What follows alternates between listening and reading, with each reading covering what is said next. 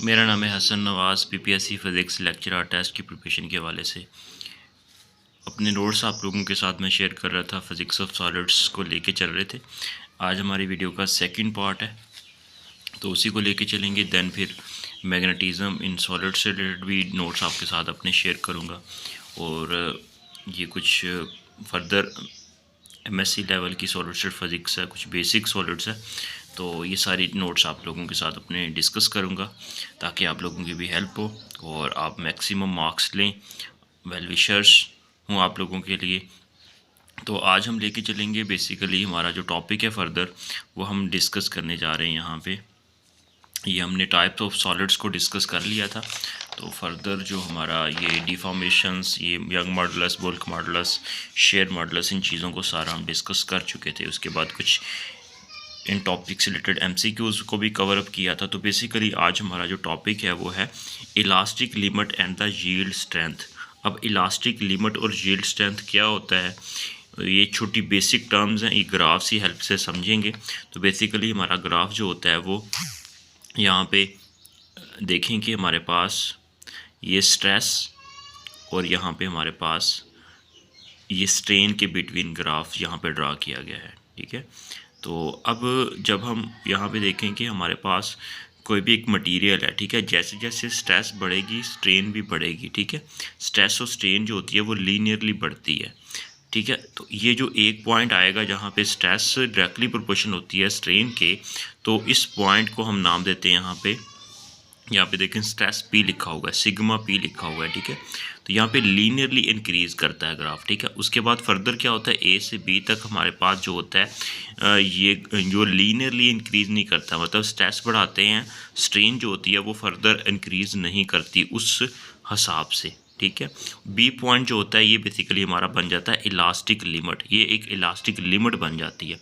इस elastic limit से further हम चीज़ों को इंक्रीज़ करते हैं तो हमारा जो मटेरियल होता है, ठीक है, तो इलास्टिक लिमिट भी कहते हैं बी पॉइंट को, उसको यील्ड पॉइंट का नाम भी देते हैं, ठीक है। ये इसका अदर नेम है, ठीक है। अब इस बी पॉइंट से फर्दर चीज़ों को इंक्रीज़ करते हैं तो हमारे पास ये जो पॉइंट बन जाता है सी।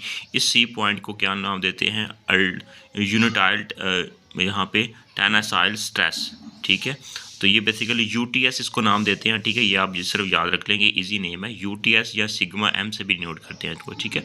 मतलब यहाँ पे क्या हुआ कि जैसे जैसे हमने स्ट्रेस को बढ़ाया उसके बाद स्ट्रेस और स्ट्रेन प्रोपोर्शनल नहीं रहे, ठीक है। उसके बाद इस पॉइंट से फर्दर अगर हम इंक्रीज़ करते हैं हमारी स्ट्रेस, तो स्ट्रेस नहीं बढ़ती व स्ट्रेन के अंदर इजाफा नहीं होता। उसके बाद बेसिकली हमारा जो मटेरियल होता है वो हमारा ब्रेक हो जाता है, ठीक है। फर्दर यहाँ पे वो उसके अंदर डिफॉर्मेशन आ जाती है परमानेंटली, ठीक है। उसके बाद फिर ब्रेकिंग शुरू हो जाती है। इसको फर्दर मैं चीज़ों को थोड़ा सा इजी वे में समझाने की कोशिश करता हूँ। यहाँ पे देखें ओ ए प्रोपोर्शनल रीजन होगा, ओ से लेकर ओ ए तक जो हमारा रीजन है बेसिकली ये प्रोपोर्शनल रीजन है। ए एंड बी मतलब ए और बी नॉट प्रोपोर्शनल, मतलब कि ए और बी आपस में प्रोपोर्शनल नहीं है, जैसा कि मैंने बताया।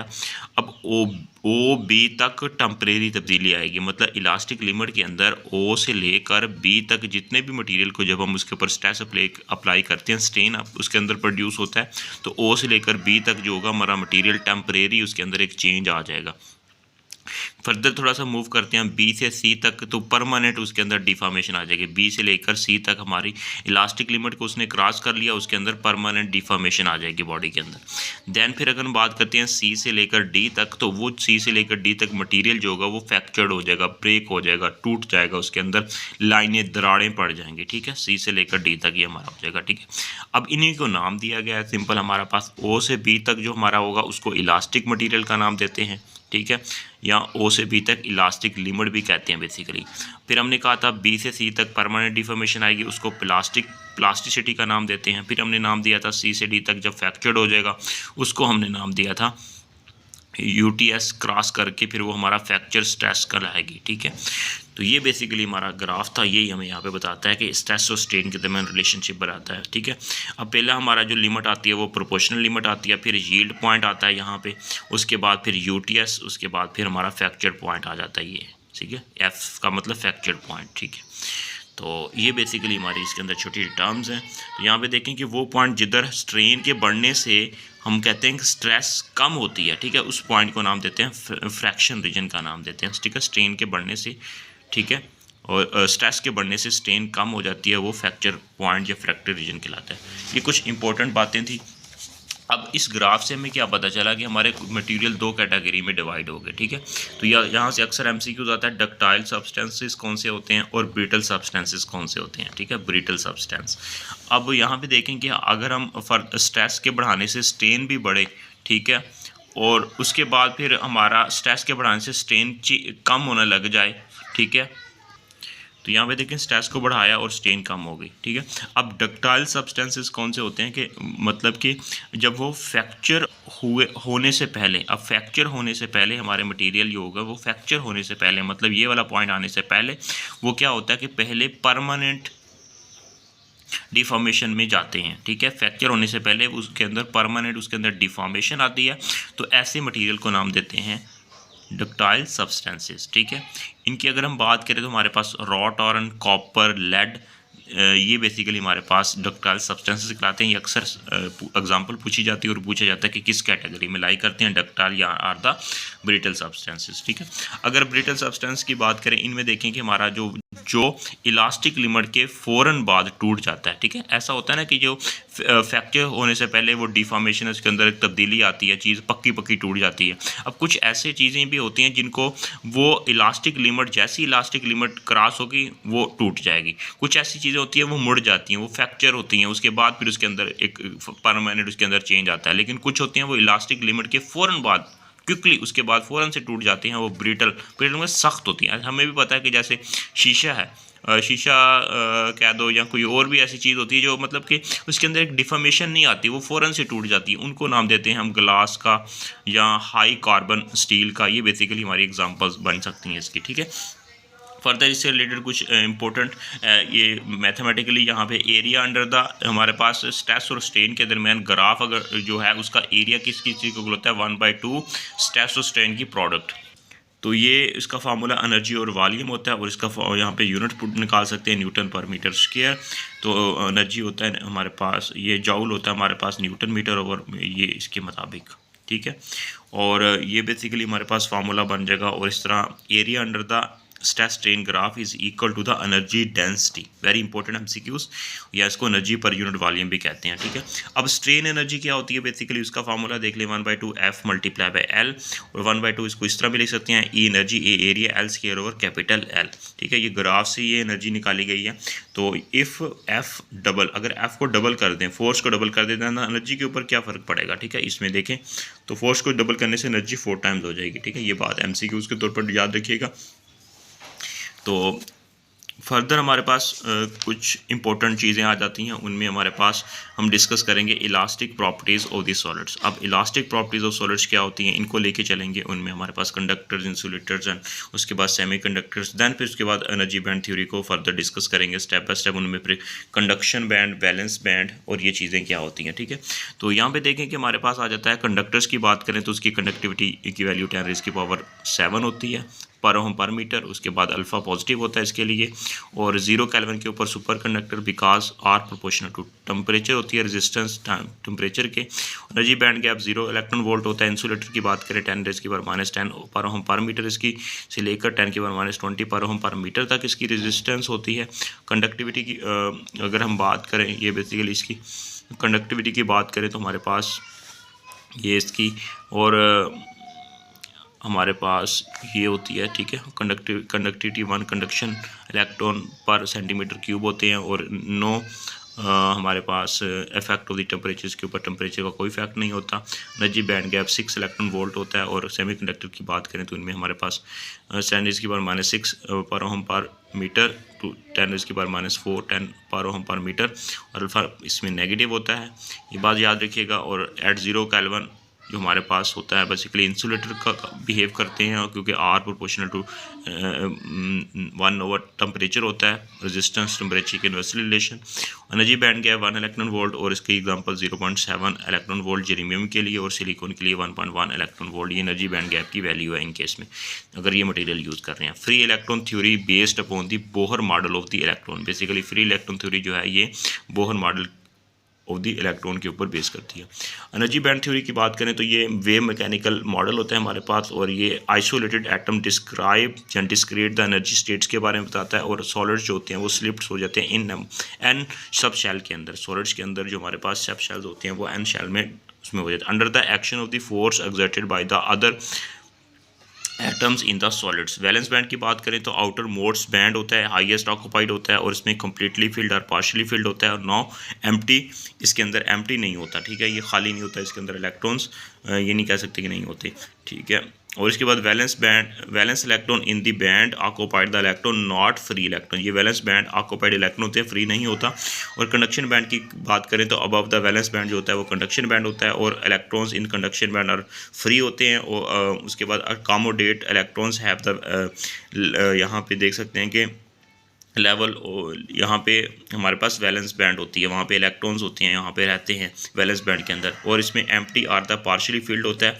यहाँ पे बात नोट करने की है कि नेवर, ये हम देख सकते हैं कि फुल कंडक्शन बैंड और एम्प्टी बैंड, ठीक है, ये कभी भी फुल नहीं हो सकते, फुल कंडक्शन बैंड नहीं हो सकता और एम्प्टी वैलेंस बैंड नहीं हो सकती। ये अलग अलग बातें, ये बात नहीं याद रखनी है आपने।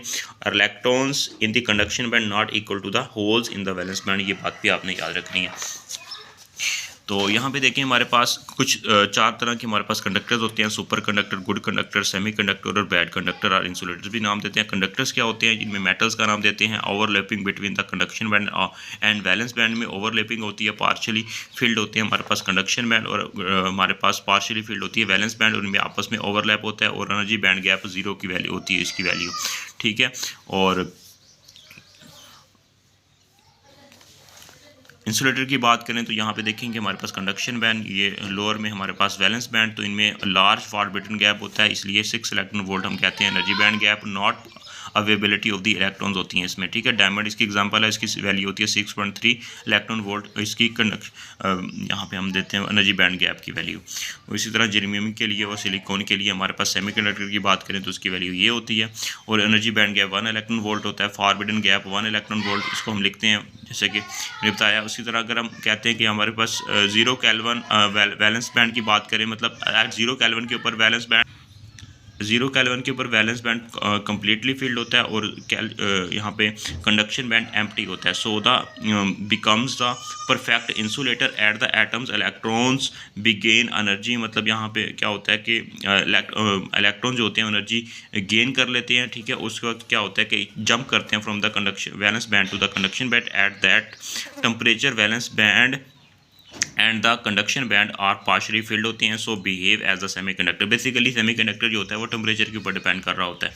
तो यहाँ पे देखें कि थर्मल, यहाँ पे हम बात करें थर्मल कंडीशन की बात करें कि यहाँ पे नंबर ऑफ होल्स और नंबर ऑफ इलेक्ट्रॉन जो होते हैं वो इज इक्वल टू एन आई, यहाँ पे एन स्केयर के इक्वल होते हैं, ठीक है। यहाँ पे देखें कि एनर्जी बैंड गैप की वैल्यू यहाँ पे देखेंगे, तो यहाँ पे देखें कि हमारे पास valence band as the top most filled होता है, एंड वैलेंस बैंड की बेसिकली ये यहाँ पे एनर्जी बैंड गैप की एनर्जी की वैल्यू यहाँ पे बताई, वैलेंस एनर्जी की value top most filled band and the यहाँ पे conduction band is the lowest, यहाँ पे हमारे पास कंडक्शन बैंड। तो ई जी एनर्जी यहाँ पे गैप होता है, और ई सी कंडक्शन एनर्जी और वैलेंस एनर्जी के दरमियान डिफरेंस जो होता है बेसिकली ई जी एनर्जी बैंड गैप के इक्वल होता है। और ये बेसिकली हमने यहाँ पे बताया कि वैलेंस एनर्जी जो होती है बेसिकली वो valence band as the top most filled and the conduction band as the lowest conduction band. तो फर्दर हमारे पास आ जाता है हमारे पास सेमीकंडक्टर्स, और उसके बाद फिर इसकी 2 कैटेगरीज में आ जाती हैं, इंट्रेंसिक और एक्सट्रेंसिक सेमीकंडक्टर्स क्या होते हैं।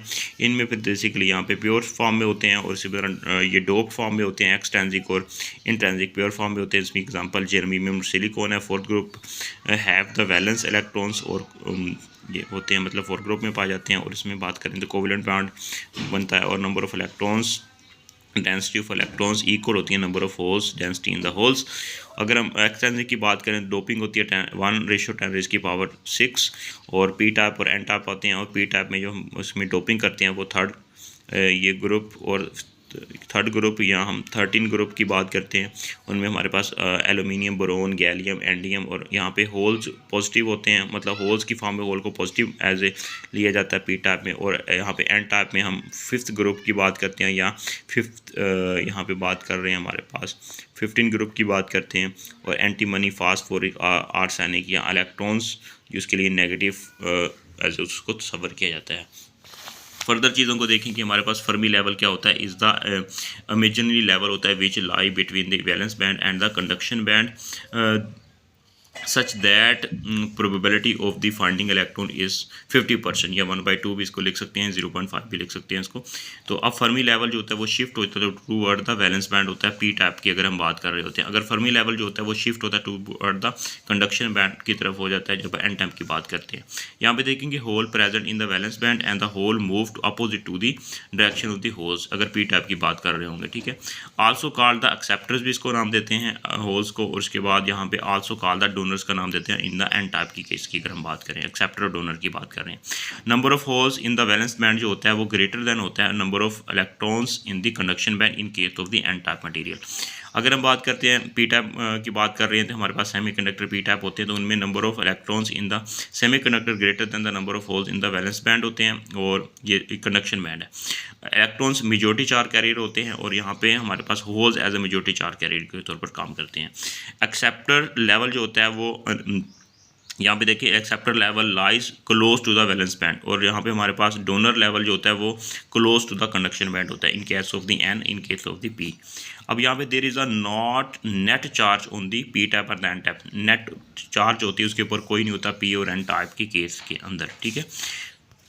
तो फर्दर हमारे पास आ जाता है, ये हमारे पास आ जाता है सुपर कंडक्टर। अब सुपर कंडक्टर 1911 में फर्स्ट ऑफ ऑल इसको डिस्कवर किया था, और ये बेसिकली ये हमारे पास आ जाते हैं इसके अंदर एक ये होता है कि बेसिकली ख़ास टेम्परेचर पर रेजिस्टेंस 0 हो जाती है, और उस वक्त हमारे पास ये कंडक्टर्स के तौर पर काम करते हैं, इसको सुपर कंडक्टर का नाम देते हैं जब पर इसकी रेजिस्टेंस 0 हो जाती है।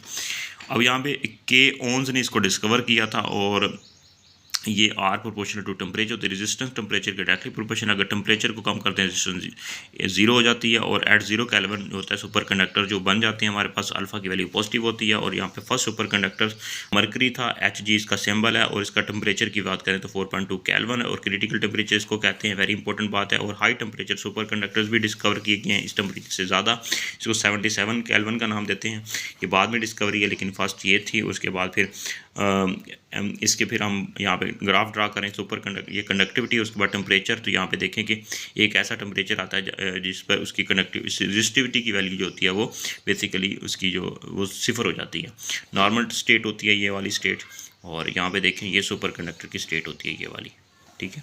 और ये सुपर कंडक्टर रीजन होता है। और इसके बाद यहाँ पे देखें कि हमारे पास इसके यूजेस क्या हैं। एमआरआई में मैग्नेटिक नेविगेशन, ट्रेन में यूज़ करते हैं, powerful but small electric motor के अंदर इस्तेमाल करते हैं, फास्ट कंप्यूटर चिप्स के अंदर इस्तेमाल किया जाता है बेसिकली सुपर कंडक्टर। और 1986 न्यू क्लास डिस्कवर होती है सिरेमिक मटेरियल की, जिसका क्रिटिकल टेम्परेचर ज़्यादा था 125 केल्विन। तो उसके बाद हमारे पास आया super conductor have the perfectly diamagnetic, ठीक है, इसको मीजनर इफेक्ट भी नाम देते हैं, ठीक है। मैग्नेटिक ये बेसिकली इसके अंदर एज ए सुपर कंडक्टर्स होते हैं परफेक्टली। और यहाँ पे फर्दर यहाँ पे बता रहे हैं यूज़ द डीसी करंट जो होता है एज ए वर्क के तौर पर, इसको DC current as a work करता है, ठीक है। तो ये बेसिकली हमारे पास कुछ सुपर कंडक्टर से रिलेटेड हमारा डाटा था।